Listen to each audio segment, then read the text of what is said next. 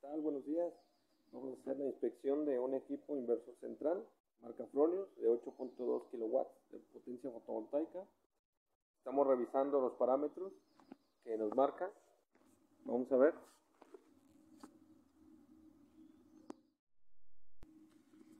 Aquí podemos ver que nos está generando 3650 watts de potencia instantánea y va subiendo conforme va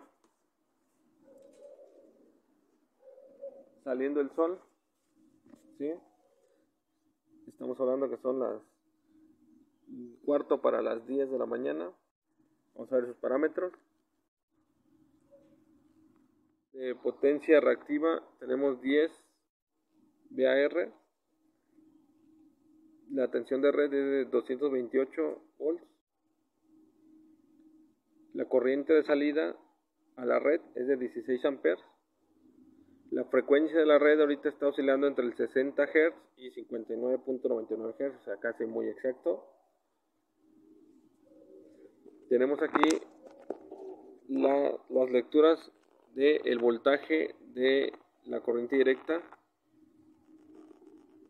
en una tensión que oscila de 391 volts a 430 volts cada cadena. Está teniendo una corriente por el momento de los paneles de casi 5 amperes cada uno, 4.7 amperes. Ahí nos marca la hora, la fecha. Volvemos a la tensión de salida. Vamos a inspeccionar ahora los registros de la potencia. Ahorita nos está dando un registro de una energía de 2936 kilowatts hora suministrados al día. ¿Sí? Ahí nos marca la energía suministrada al año y el total, que viene siendo algo muy parecido. ¿Sí? También nos marca la máxima potencia de salida que ha tenido el equipo al día, es de 3698 watts.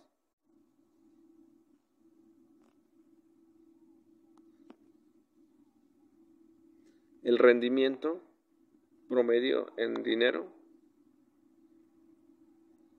El ahorro de CO2, que nos marca de 1577 gramos al día de dióxido de carbono que se ha dejado de emitir, y un total de 1448 kilogramos. La tensión de la red ha oscilado en 230 volts, 260 volts.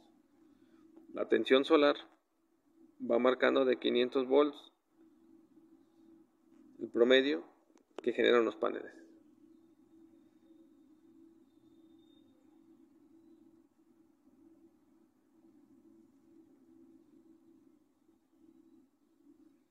Y esas son las lecturas que nos está dando del equipo. Vamos a ver una gráfica del equipo que va generando conforme va pasando el día, generando una potencia, nos va marcando una gráfica. ¿Sí? Y que nos está diciendo cuánto está generando.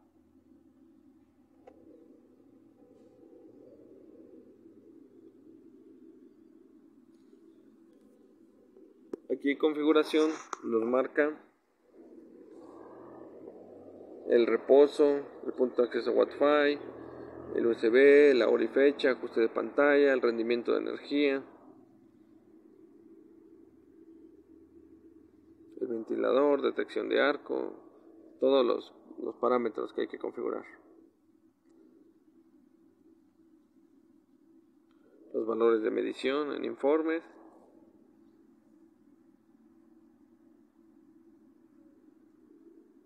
Son los parámetros que estamos revisando. Este es un sistema con inversor central. Aquí se decidió tener 3 estructuras con 8 paneles cada uno para distribuir el peso, para que la estructura de la losa no se viera tan afectada por el peso de los 24 paneles. En este caso son 3 estructuras de 8 paneles cada uno, ¿sí? Y los estamos interconectando todos a la caja de protecciones mediante una tubería para que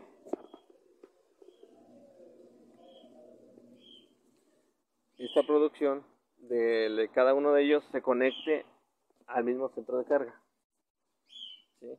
A ese interruptor de corriente directa. Aquí llegamos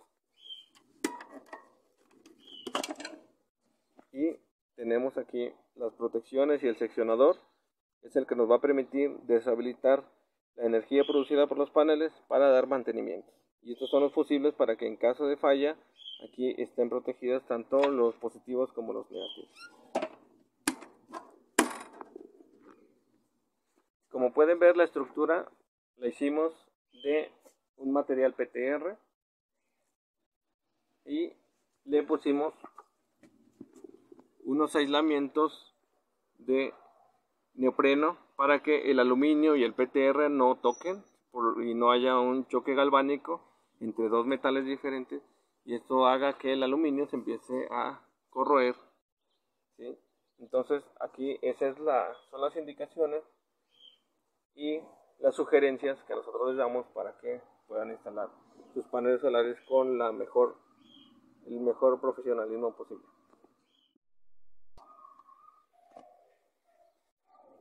Aquí podemos ver que tenemos las tres estructuras de 8 paneles, y lo que se procura es de que no se dejen sombreados en cada uno de ellos. Un sombreado parcial representa una pérdida aproximada de un 3%, dependiendo de qué tanto estamos sombreando. Un sombreado permanente sí puede llegar a ser una pérdida aproximada de un 30% del total de generación, dependiendo de qué tanto se está sombreando a los paneles, ¿sí? Se debe de procurar siempre dejar los paneles sin ningún sombreado permanente. Un sombreado permanente, por muy leve que sea, va a generar una pérdida, ¿sí? Ya sea con inversor central o microinversores. En este caso, el inversor central va a detectar una pérdida en el sistema global, en la cadena que esté generando esa pérdida, ¿sí? Hay que recordar que los paneles solares, dependiendo de la latitud del lugar, es la inclinación para sacar la máxima producción posible cuando es una inclinación estática, ¿sí? No es lo mismo cuando tenemos una central eólica, una central solar, para que estos se van a mover con unos servomotores para que sigan la orientación del sol durante los días y las estaciones del año, como si fuera un girasol. En el caso de estructuras estáticas, la orientación va a depender del lugar. Un ejemplo, para la ciudad de Guadalajara se tiene una latitud del sitio de 20.68 grados más o menos. Entonces la inclinación de los paneles va a ser de 20 grados. Otra cosa muy importante para los instaladores en general, las personas que se están dedicando a la instalación de paneles solares de manera independiente o en empresa, pues siempre procurar tener los requerimientos de seguridad mínimos, ¿sí? Casco, lente, barbiquejo. El barbiquejo nos va a servir para que el casco obviamente no se caiga en maniobras que agachemos la cabeza, y más cuando trabajamos casi todos en altura, ¿sí? Procurar siempre llevar un chaleco, ¿sí? Ropa de manga larga, de algodón o mezclilla, pantalón de mezclilla y botas de trabajo, de preferencia dieléctricos, para tener el mínimo riesgo para los trabajadores, ¿vale? Un buen instalador profesional y capacitado debe de considerarse. Aquí tenemos la protección de corriente directa, el seccionador, ¿sí? El cual nos va a ayudar a deshabilitar cuando querramos hacer algunos mantenimientos. Entonces vamos a abrirlo para ver cuáles son las lecturas. También comentarles que la caja de protección de corriente directa debe ser una caja para que sea para intemperie, para que así, como estamos trabajando con polvo, agua, humedad, calor, todos esos parámetros necesitamos tener una caja. Esta caja es una caja BB para intemperie, que nos va a ayudar a minimizar los riesgos. ¿Sí? Aquí tenemos los fusibles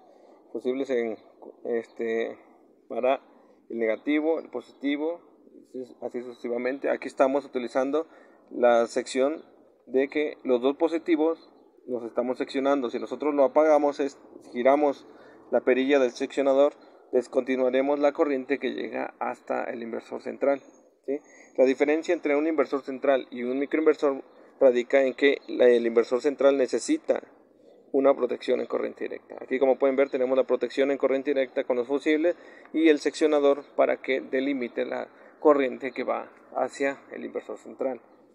Esta protección nos va a proteger hasta 32 amperes, ¿sí?, de corriente directa y un voltaje de 600 volts, 660 volts y 25 amperes de corriente directa. ¿Sí?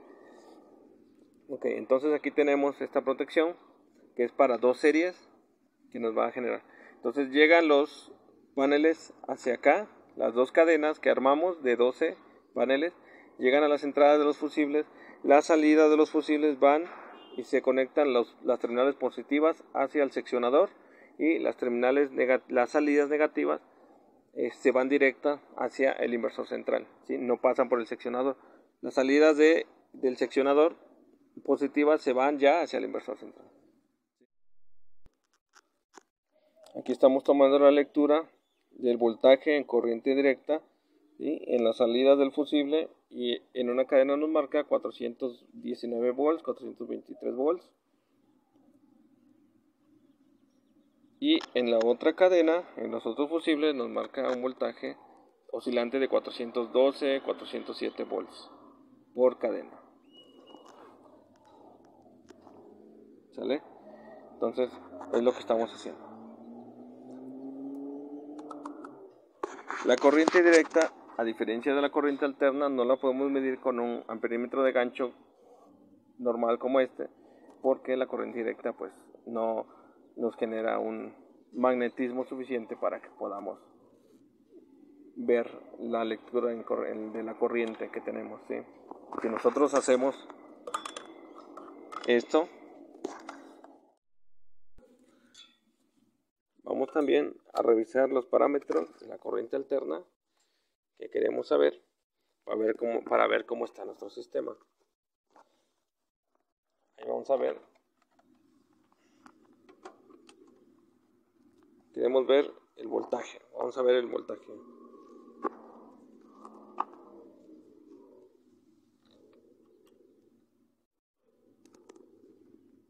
Podemos ver que nuestro voltaje entre fase y fase está en 230 volts aproximadamente. Vamos a ver la tensión de línea de fase.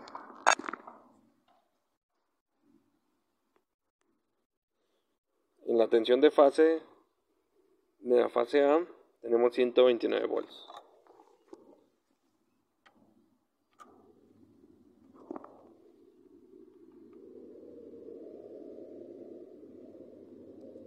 Ahora vemos que en la tensión en la otra fase es de 127 volts.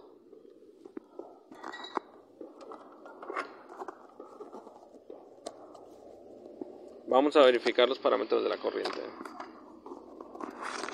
Ahí vemos que tenemos una lectura de 17 amperes en el centro, en la fase A. Vamos a ver la fase B.